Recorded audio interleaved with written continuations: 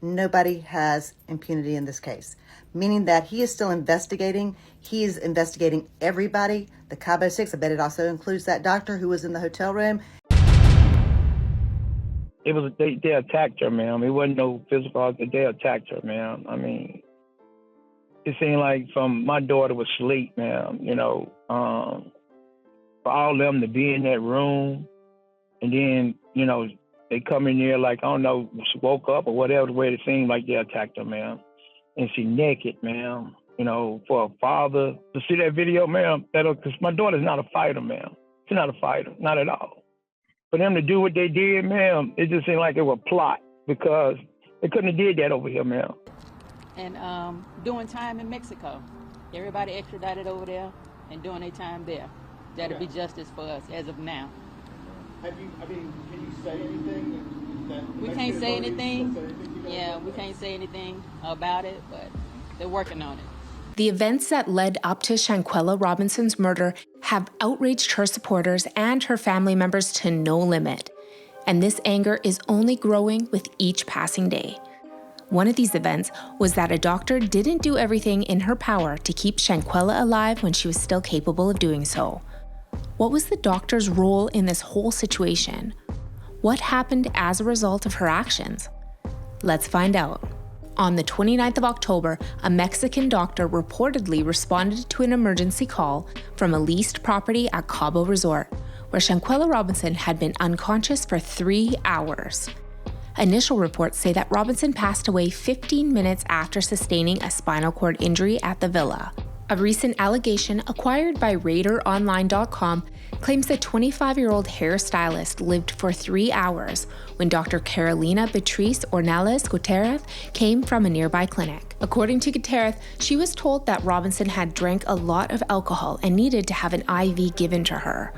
Robinson, according to Gutierrez, had stable vital signs but was dehydrated, unable to speak, and seemed to be intoxicated. The group of friends asked that Robinson be treated at the resort, despite the fact that Gutierrez had informed them that she intended to transfer Robinson to a hospital. The doctor made several fruitless attempts to give Robinson IV fluids at the resort. The patient's friend, Winter Donovan, contacted 911 to seek an ambulance at around 4:20 p.m., according to the police report, which indicated that Robinson experienced a seizure after approximately an hour had passed.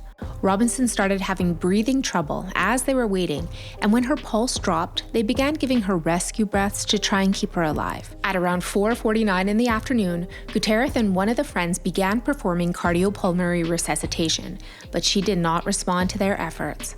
It was apparently 5:25 p.m. when the cops came. This report contradicts the information that was previously obtained from the death certificate of the 25-year-old. This is a young doctor who had literally just started off on her professional journey. Why would she put everything at risk by lying on a police report and hiding the apparent symptoms of trauma that were evident on Shanquella's face, neck, and back? Why would she put everything at risk? We're sure she saw the bruises, the knot on her head, and the split lip of her victim. The police report snippet does not specify who requested medical assistance. Nonetheless, Winter Donovan of Greensboro is declared the reporting individual. According to Robinson's loved ones and news accounts, Donovan is one of 6 people who were on the trip with Robinson. The police were unable to get in touch with Donovan for a comment since the number provided in the excerpt was no longer in service. For it, ma'am. And they go back over there and do the time, because that's what they did the crime at. And they left her there, ma'am. They left her in that house, ma'am. Why did the doctor agree to go along with the Cabo Six plan? They had never met before. Furthermore, what was the rationale behind the police department's decision to let them go without a fuss? It's possible that the young doctor didn't realize she was in the middle of a murder scene when she arrived at the facility. Perhaps she was aware that it was a crime scene, but felt compelled to tell a falsehood since she botched the matter to such an extreme degree that she felt the need to conceal her tracks. Perhaps she had the impression that she was outnumbered and lacked the confidence to challenge the Cabo Six. There's a lot of pressure being put on the Mexican government to provide an explanation as to why Shanquella's pals were permitted to depart the country following the unexpected death of their traveling partner. During an interview with CBS News, Shanquella's mother stated that her 6 close friends had visited her and provided various stories of the events that led up to her passing. He is investigating everybody. The Cabo 6, I bet it also includes that doctor who was in the hotel room, but they are still actively investigating this case. Second, he stated that he had asked for the extradition of the person he believes responsible for this death. Dejanay, we know it's you, but he still didn't identify Dejanay. They said that her daughter had passed away as a result of alcohol poisoning and that a housekeeper had discovered her body. According to Miss Robinson, one of the other members of the gang had been Shanquella's most trusted friend for the previous 5 years. She also mentioned that this acquaintance had joined the Robinsons on their vacation. Since the autopsy results were publicly disclosed, that buddy has not been seen by anyone. Shanquella's mother told CBS News that after seeing the video of her daughter's terrible assault, she was baffled as to why none of the so-called friends had stepped in to help.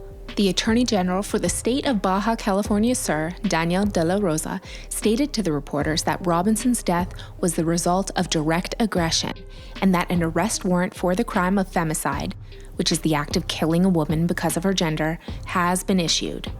Robinson's close friend, according to De La Rosa's theory, is the one who is to blame for her murder. Neither Mexican nor American officials have been able to identify the suspect, but it has been established that she is a citizen of the United States who is now residing in the United States. Her tragedy has gone viral as a result of the absence of clear proof and conflicting theories, which has prompted outrage all over the world and caused a large number of people to closely monitor Robinson's passing. On Twitter, Facebook, and TikTok, users have been discussing the case under the hashtag #JusticeForShanquella. There have reportedly been no arrests made up to this point in the investigation. There's obviously something filthy in the water here, and the truth will soon come out. That's all for now. Check out the next video here and subscribe to our channel if you enjoyed this one.